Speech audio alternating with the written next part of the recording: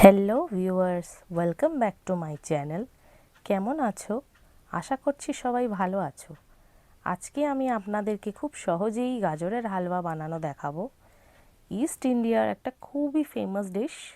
আমি যখন দিল্লিতে থাকতাম তখন ওখানের বিয়েবাড়ির মেনুতে গাজরের হালুয়াটা খুব সার্ভ করা হতো। ওখানের এটা একটা মাস্ট হ্যাভ ডেজার্ট। তো চলুন ইনগ্রিডিয়েন্টসগুলো দেখে নেওয়া যাক আমাদের কি কি লাগবে।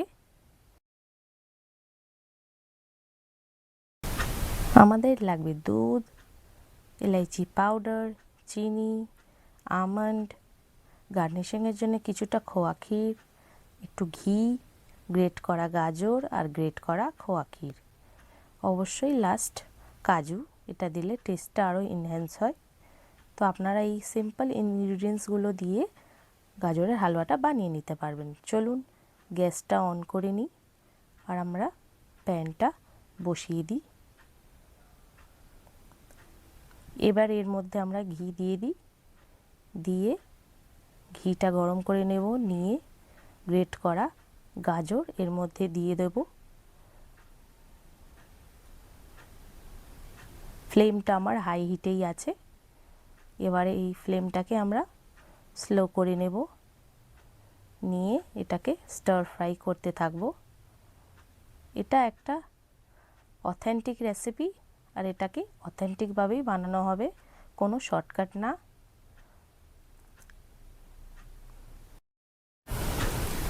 বন্ধুরা, ডিশটাকে আমরা একটু ট্রেডিশনালি ওয়েতে বানাবো যাতে এর টেস্টটা ভালো হয়। একটু ধৈর্য ধরে হাতে সময় নিয়ে বানাবেন। আমরা ঢাকাটা চাপা দিয়ে দিলাম। এর মধ্যে এবারে জলটা ছাড়া শুরু হয়ে যাবে। ঢাকা খুলে আপনারা একটু সময় ছাড়াই এটাকে নেড়ে চেড়ে নেবেন যাতে তলায় না লেগে যায়।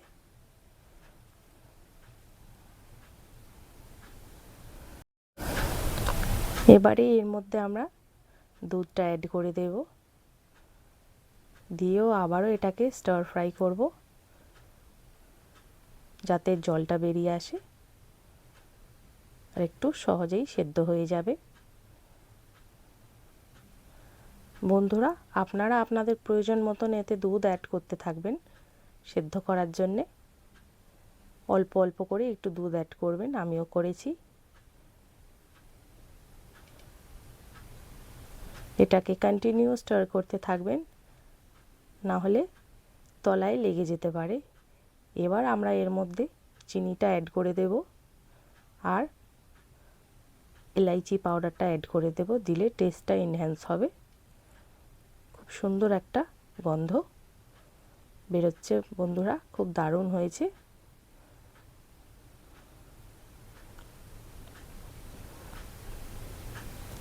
আমি আবারও ঢাকাটা দিয়ে দিলাম। আস্তে আস্তে দুধের অ্যামাউন্টটা রিডিউস হয়ে যাচ্ছে। আমাদের এটাকে স্টার ফ্রাই করতে হবে, শুকনো করতে হবে। দেখছেন ভিউয়ার্স, কালারটা কেমন চেঞ্জ হয়ে যাচ্ছে, একটু ভাজা ভাজা ভাব হয়ে যাচ্ছে। ঘিটা ছাড়া শুরু হয়ে গিয়েছে, শুকিয়ে গিয়েছে। এর মধ্যে আমরা এবারে গ্রেট করা খোয়া ক্ষীরটা অ্যাড করে দেব। দিলে আর একটু সুন্দর ফ্লেভার এসে যাবে আর একটু সফট হবে। গ্রেট করা ড্রাই ফ্রুটস, চপড করা আমন্ড এতে অ্যাড করে আবার একটু স্টার ফ্রাই করে নেবেন। একটু ঝরঝরে মতো খেতে এই ডিশটা ভালো লাগে। বেশি ওভারকুক হলে এটা দলা পাকিয়ে যাবে।